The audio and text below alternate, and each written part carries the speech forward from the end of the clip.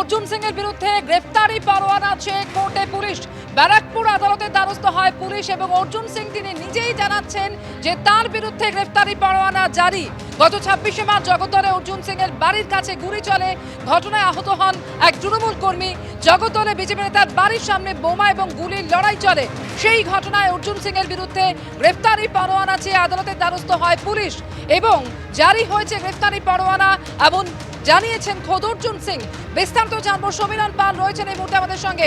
সমীরণ, দেখো, আজকে ব্যারাকপুর মহকুমা আদালতে পুলিশের পক্ষ থেকে আবেদন করা হয়েছিল যে ব্যারাকপুরের প্রাক্তন সাংসদ তথা বিজেপি নেতা অর্জুন সিং এর বিরুদ্ধে গ্রেফতারি পরোয়ানা জারি করার জন্য, এবং যেটা কিছুক্ষণ আগে প্রাক্তন সাংসদ জানাচ্ছেন যে তার বিরুদ্ধে ব্যারাকপুর মহকুমা আদালত ইতিমধ্যেই গ্রেফতারি পরোয়ানা জারি করেছে।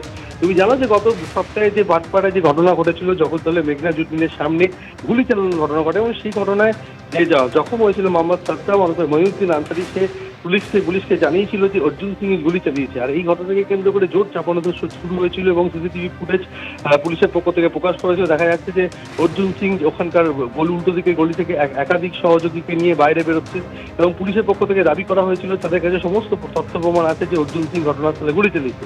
আর এই নিয়ে দুই দলের মধ্যে অর্থাৎ তৃণমূল বিজেপির মধ্যে জোর রাজনৈতিক চাপানোতর শুরু হয়েছিল এবং তৃণমূলের পক্ষ থেকে স্পষ্ট জগদ্দলের তৃণমূল বিধায়ক সোমনাথ সেন দাবি করেছিলেন যে অর্জুন সিং ট্রাকের আড়ালে গিয়ে সিসিটিভির ক্যামেরা আড়ালে গিয়েই গুলি চালিয়েছে। আর এই নিয়ে যখন চাপানোতর চলছে, তারপরে নমিত সিং 18 নম্বর ওয়ার্ডের তৃণমূল কাউন্সিলর সুনীতা সিং এর ছেলে নমিত সিং নামে শতপ্রণোদিত মামলা রুজু করে জগদ্দল থানার পুলিশ, যে ঘটনাস্থল থেকে কিছু দূরে ঘোষপাড়া রোডে তাকে আগ্নেয়াস্ত্র সাথে দেখা গেছে এলাকার মানুষজনকে ভয় দেখানোর জন্য। ঠিক তারই মধ্যে আজকে ব্যারাকপুর মহকুমা আদালতে পুলিশের পক্ষ থেকে আবেদন জানানো হয় যে অর্জুন সিং এর বিরুদ্ধে গ্রেপ্তারি পরোয়ানা জারি করা হোক, যেটা ব্যারাকপুরের প্রাক্তন সাংসদ দাবি করছেন যে তার বিরুদ্ধে গ্রেপ্তারি পরোয়ানা জারি করা হয়েছে। অর্থাৎ এই অর্জুন সিং যার ঘটনাস্থলে উপস্থিত হওয়া নিয়ে জোর চাপানোতর চলছিল, পুলিশের পক্ষ থেকে একাধিকবার নোটিশ পাঠানো হয়েছিল। শুধু তাই না, জগদ্দল থানার ইন্সপেক্টর ইনচার্জ মধুসূদন মণ্ডল এবং তদন্তকারী অফিসার তার মজদুর ভবনের তার অফিসে গিয়ে তাকে দীর্ঘক্ষণ জিজ্ঞাসাবাদ করে এবং তখনই পুলিশ প্রাথমিকভাবে জানিয়েছিল যে ঘটনাস্থলে উপস্থিতির কথা অর্জুন সিং স্বীকার করেছেন এবং তার সঙ্গে যে আগ্নেয়াস্ত্র ছিল সেই আগ্নেয়াস্ত্রের লাইসেন্স আগ্নেয়াস্ত্র এবং তিনি সেই আগ্নেয়াস্ত্র ব্যবহার করেননি, পুলিশের যেটা জানিয়েছে। তারপরেও তার বিরুদ্ধে গ্রেপ্তারি পরোয়ানা জারি করার জন্য আজকে ব্যারাকপুর মহকুমা আদালতে আবেদন জানানো হয় এবং প্রাক্তন সাংসদ যেটা দাবি করছেন যে তার বিরুদ্ধে গ্রেপ্তারি পরোয়ানা জারি করা হয়েছে ব্যারাকপুর মহকুমা আদালত থেকে। তারা বাংলায় লোয়ার কোর্টকে পুলিশ চালায়, যেখানে সকালবেলা আমি হাইকোর্টে দ্বারস্থ হয়েছি, হাইকোর্টে মামলা করেছি। এই এফআইআরটা ফলস আছে, যেখানে সিসিটিভি ক্যামেরাতে তৃণমূলে গুন্ডারা ধরা পড়ছে কি তারা গুলি চালিয়েছে, পুলিশে সুমোটো এফআইআর করছে, আর আমার নামে লোয়ার কোর্ট গ্রেফতারি পরোয়ানা পুলিশের কথা দিয়েছে।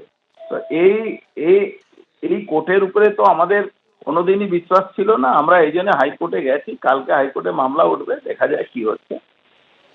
অর্জুনদা, এখনো পর্যন্ত এই পরোয়ানা নিয়ে আপনি কি জানতে পেরেছেন? আমি জানতে পেরেছি, আমার লয়ার তো ছিল, আমার লয়াররা বলেছে হাইকোর্টে মামলা হয়েছে, আপনি নিজে পুলিশ সুমোটো এফআইআর করেছে দুটো তৃণমূলে গুন্ডার নামে, তাহলে আপনি আমার নামে কি করে এফআইআর কি করে ওয়ারেন্ট জারি করছেন? ও একদম কোথা থেকে ইনস্ট্রাকশন আছে, অর্ডার দিয়েছেন উনি। হাইকোর্টে যাব, হয়তো আইনি প্রক্রিয়া আছে, এটা তো আমাদের লড়তে হবে। আইনি প্রক্রিয়া ছাড়া তো পুলিশ কোর্টের এগেনস্টে আমাদের উপর কোর্ট না গেলে আমাদের তো কোনো সুরা হবে না, এটা তো আমরা জানতাম। এই জন্য সকালবেলা হাইকোর্টে যাওয়ার পরেও উনি গ্রেফতারি পরোয়ানা জারি করেছেন। আমি তো বুঝতেই পারছি না কি কোন আইনে কোন ধারা এটা করেছেন উনি। অর্জুনদা, এরপরে আপনি কি করবেন? কিছু করার নেই, হাইকোর্টে গেছি, হাইকোর্টে বিচার পাওয়ার আমার পূর্ণ আশা আছে।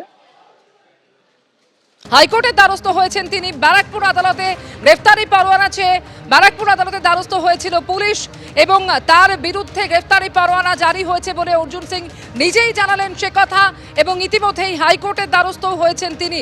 26শে মার্চ জগদ্দলে অর্জুন সিং এর বাড়ির সামনেই যে গুলি চলার ঘটনা ঘটে, তৃণমূল কর্মী গুলিবিদ্ধ হয়েছিলেন, সেই ঘটনায় গ্রেফতারি পরোয়ানা চেয়ে আদালতে দ্বারস্থ হলো পুলিশ।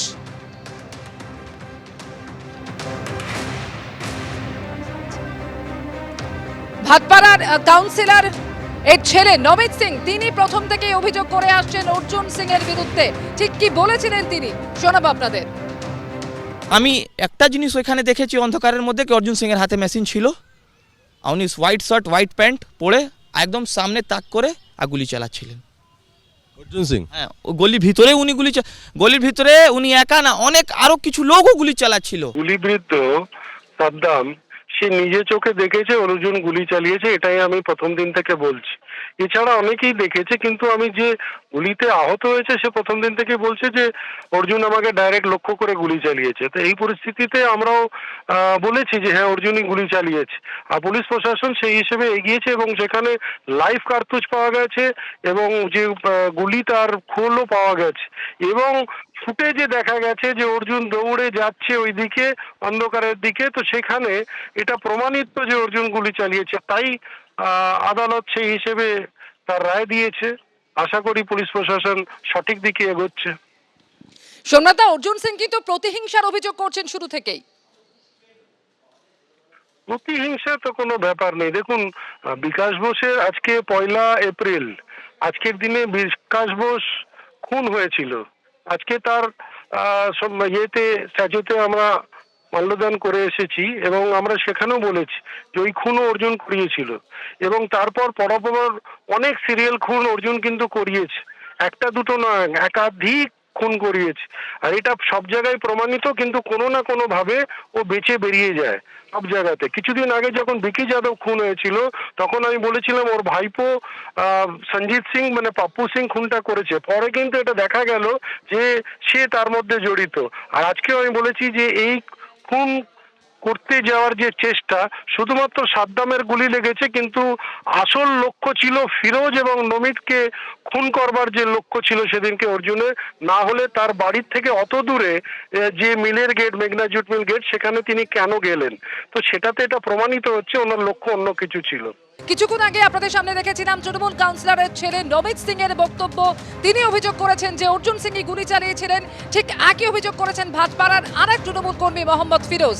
তার বক্তব্য রাখবো আপনাদের সামনে। অন্ধকার হয়ে দেখছি অর্জুন সিং 30-40 জনকে নিয়ে আসছে, এ বড় বড় লাঠি, ডান্ডা, ব্যাট। আজ হঠাৎ করে দেখছি অর্জুন সিং এ তো ছেলেকে নিয়ে আসছে, হঠাৎ করে গুলি চালিয়ে দিল আমাদের উপরে। অর্জুন সিং বলছে অর্জুন সিং বারবার বলছে ফিরোজরা গুলি চালিয়েছে, গুলি চালাচ্ছেন, নিজের চালাচ্ছেন।